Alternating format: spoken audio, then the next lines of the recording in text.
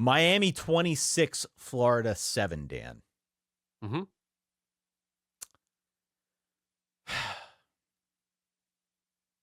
What do we think of this one?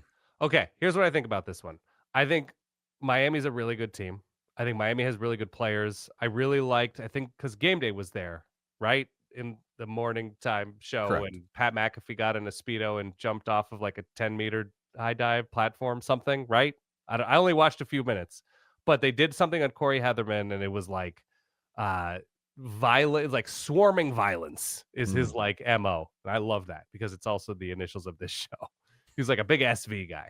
Yeah. And there was something very fun about watching Miami tonight. Even though they weren't pouring on the points for the majority of this game, they're still playing with that energy in an in-state rivalry type spot on both sides of the ball. And even though it was a sloppy night at times for this offense, uh, I just the defense is super fun to watch.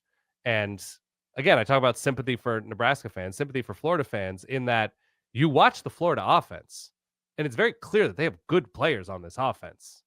But it's also very clear that, like, okay, what's your plan here for Vernell Brown or Jadan Baugh? What's your plan here for DJ Lagway? Like, the line isn't there. What's the plan? The deep threat isn't consistently there. Okay, what's the plan? And like the word back from Gainesville is just like, your guess is as good as mine. And I feel bad because DJ Lagway seems to have all the talent in the world, but with as many bad decisions as he made last week, the worst decision seems to be that he committed to Florida.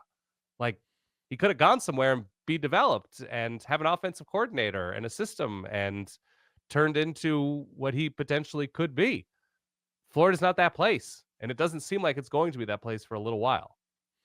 One of the interesting, I guess, sides of the whole Florida thing right now is I think back to last year when they put DJ Lagway in as a true freshman.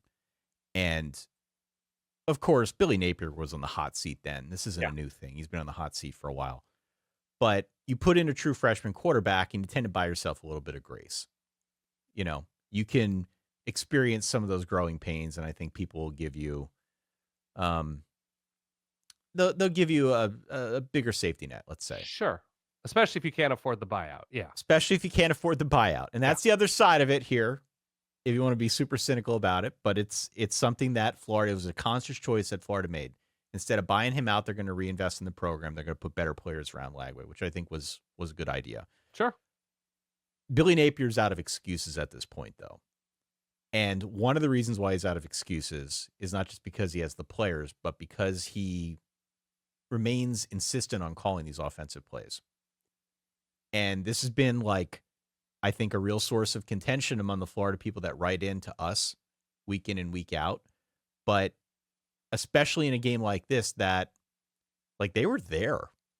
They were kind of there. This was 13-7. Yeah.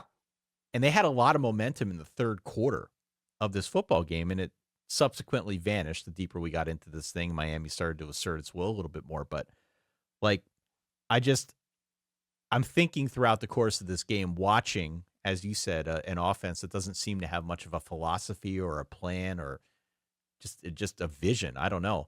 Yeah. And I'm thinking to myself, could Billy Napier have purchased a little bit more grace for himself by assigning the play calling to somebody else or getting a different offensive coordinator or a different setup, where it's not all on him to do this, and then they can blame somebody else if it doesn't work.